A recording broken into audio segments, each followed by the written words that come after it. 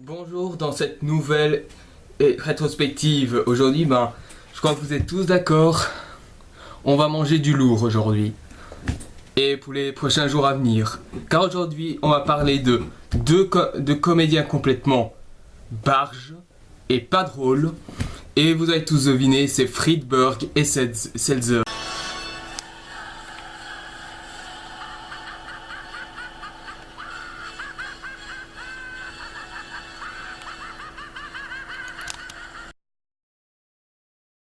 Pour rappel, Friedberg et Seltzer sont deux des 6 scénaristes qui ont écrit le scénario de Scary Movie premier du nom, qui était une excellente parodie. Moi je vais vous dire de manière générale, les parodies pour moi, ils étaient presque tous très bons, je veux dire.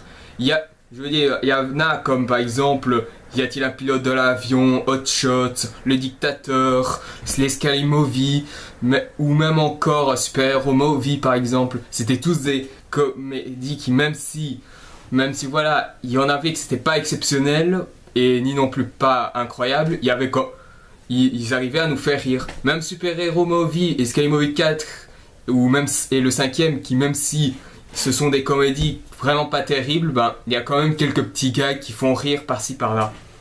Quand je disais, les parodies de manière générale étaient tous très bons. Tous, sauf 5, bientôt 6, qui sont des grosses merdes. Et c'est Friedberg et Seltzer qui ont fait ces films. Et ça m'étonne pas trop pourquoi ils continuent leur carrière, mais vu comment sont leurs films, c'est un gros chantier. Avec un peu de films, ils ont créé un gros chantier. Alors, avant de commencer la critique de leurs films, je vous rappelle que je fais cette rétrospective, c'est en attendant l'arrivée de son 6e film. Parce que oui, j'avais dit 5, bientôt 6. Leur 16e film sera The Biggest Movie of All Time. J'ai vraiment bien envie de l'attaquer, ce film.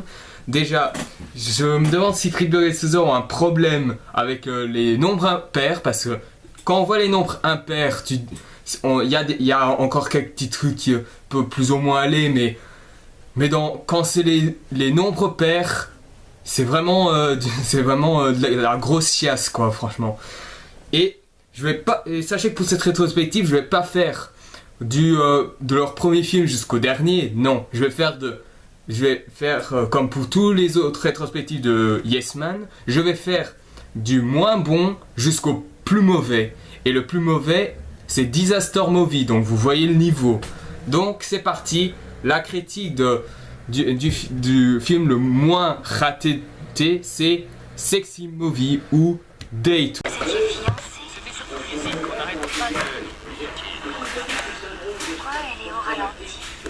Depuis quand n'avez-vous pas eu de relation intime?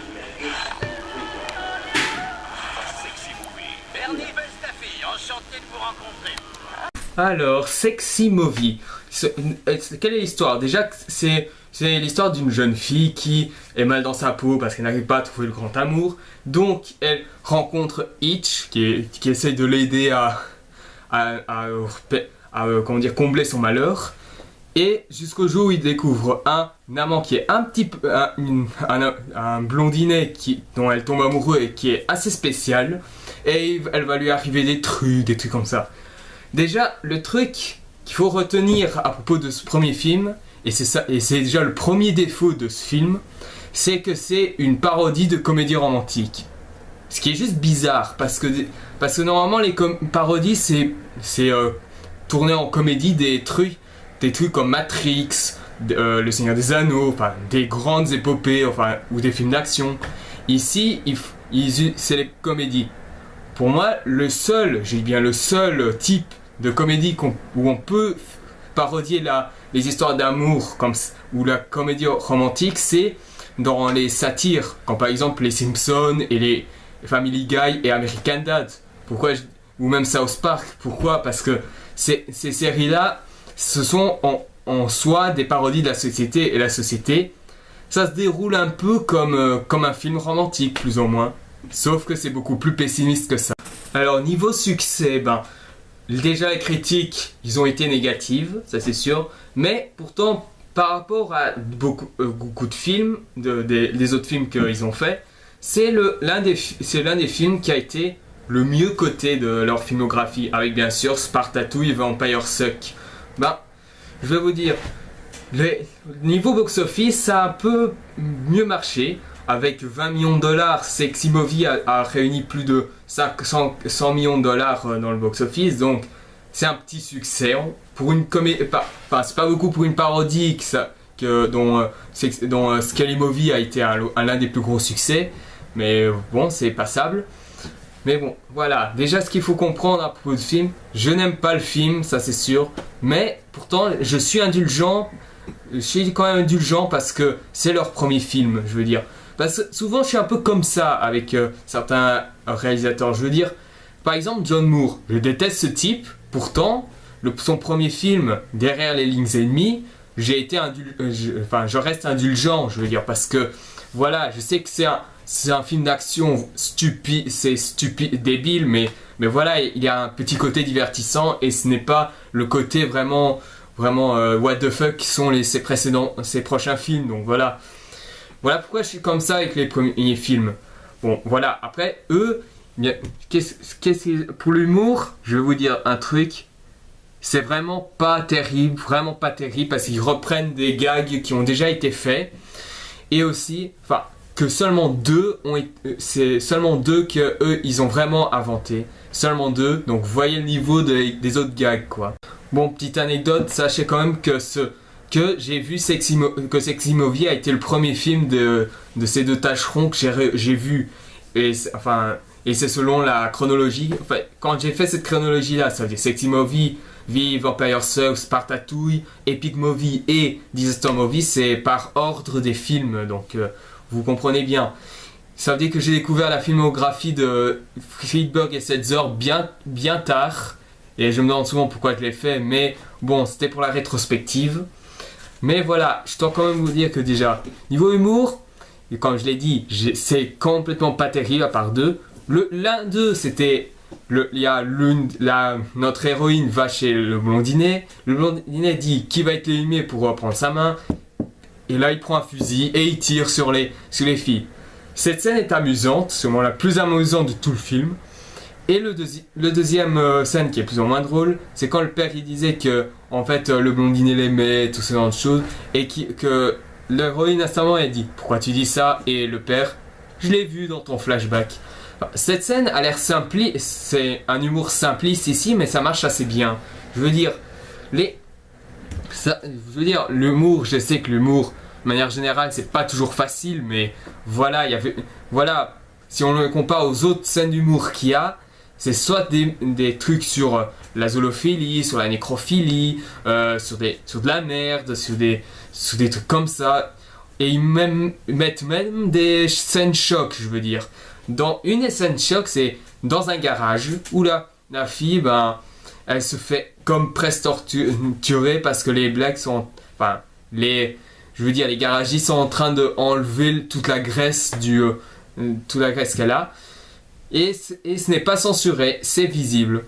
Comme a dit Michael J, je me demande si ils essayent de nous faire rire ou de nous dégoûter. Moi, je dirais plutôt pour la deuxième option. Bon, moi, dans ce premier film, voilà, je veux dire, même si dans 98% des gags, ça ne fait pas rire, au moins, il y a dans 2% qu'ils ont réussi à faire quelque chose, je veux dire.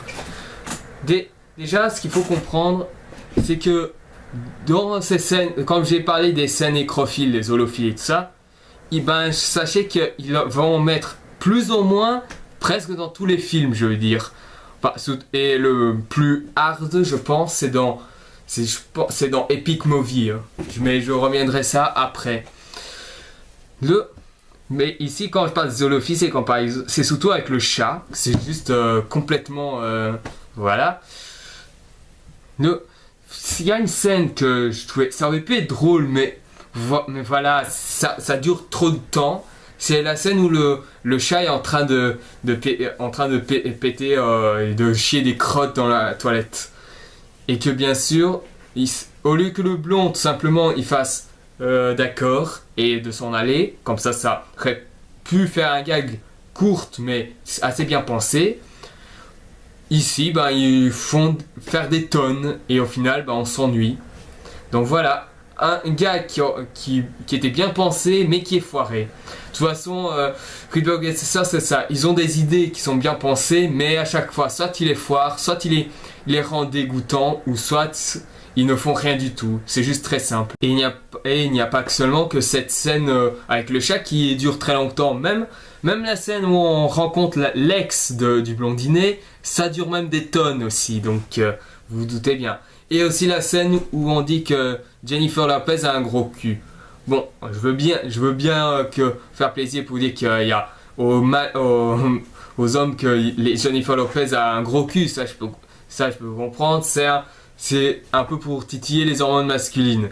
Mais comme pour les scènes que je viens de citer, vous en faites, les mecs en font trop. C'est juste très simple. Souvent, je me demande souvent si une bonne partie de ces films, c'est un peu des films sans scénario, parce que c'est tout un enchaînement de gags qui sont pas drôles et il ne fait que ennuyer le spectateur ou le faire vomir. Et franchement, moi bien sûr, je l'ai vu une ou deux fois tous les films de Friedberg et César. Pour Sexy Movie, bon, celui-là il m'a un peu moins dégoûté parce que voilà, c'est le commencement, on savait pas trop qu'il faisait n'importe quoi, mais bon. Et bon, ici, je parlais aussi de nécrophilie parce que j'ai parlé de zoolophilie, tout ça. Bah, zoolophilie, déjà avec le chat, quand on voit un chat qui viole un cadavre, c'est pas vraiment drôle, surtout s'il est visible, je veux dire. À mon avis, dans leur tête, je pense qu'ils étaient comme ça. Ok, Sensor, on a déjà fait une bonne partie des gags, donc.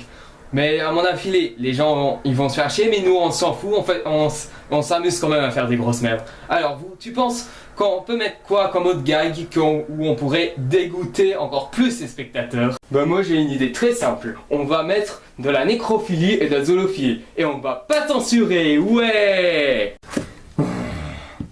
J'ai juste une simple réponse pour vous deux. Non.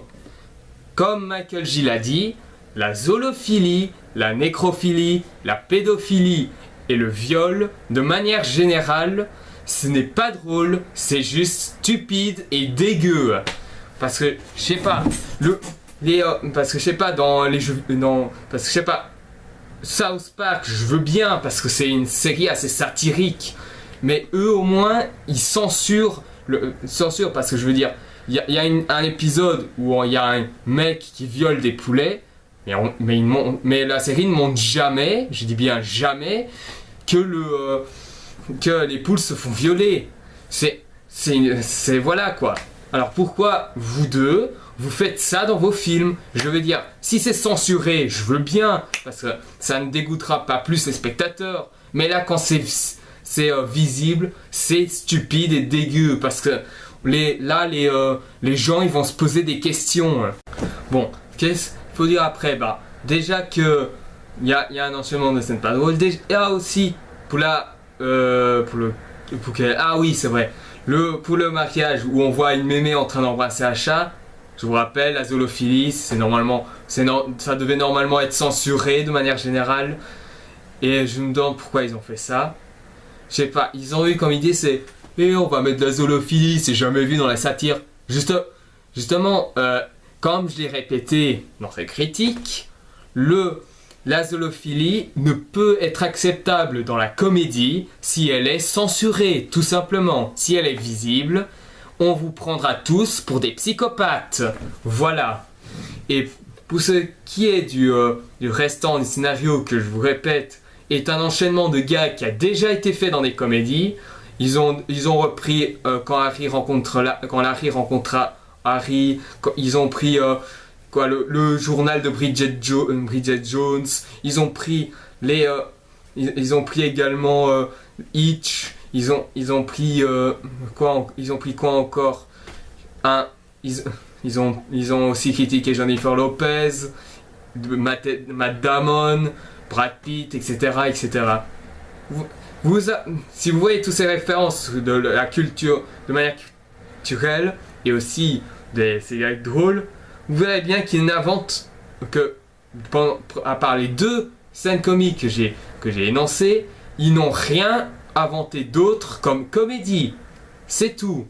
J'ai bien sûr compté le nombre de références qu'il y a. Il y en a au moins une bonne trentaine entre 30 et 40, ça j'en suis sûr. Et de manière générale, non, comme je l'ai dit, à part 2 gags, le restant des références sont nuls, quoi.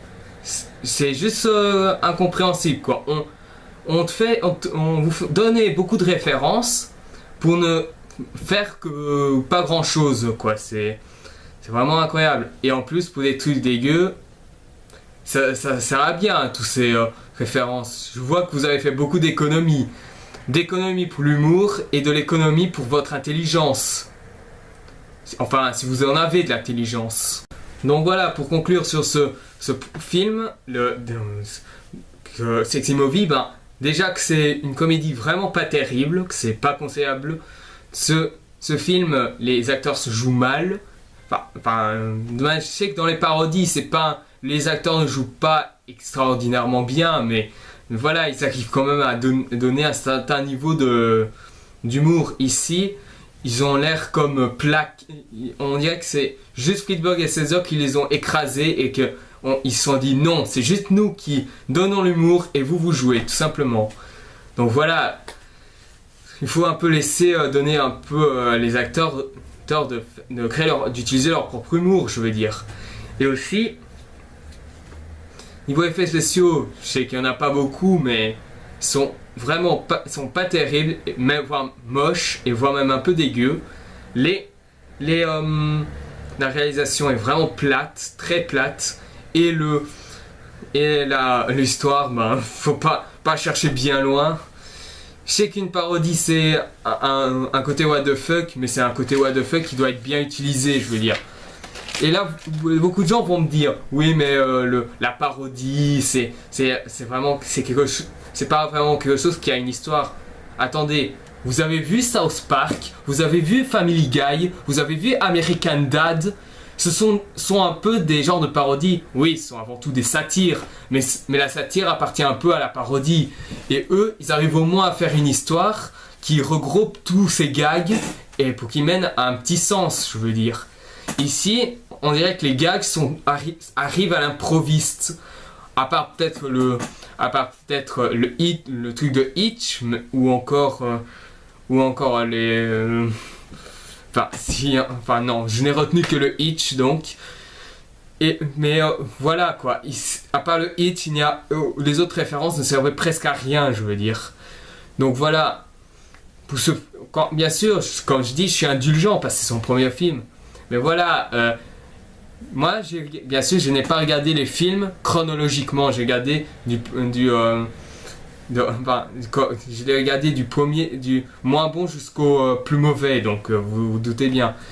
Et bien sûr, le prochain, il est très désagréable, mais c'est pas encore plus désagréable. C'est Vampire Suck. Donc vous doutez bien, la prochaine partie se consacrera sur Vampire Suck.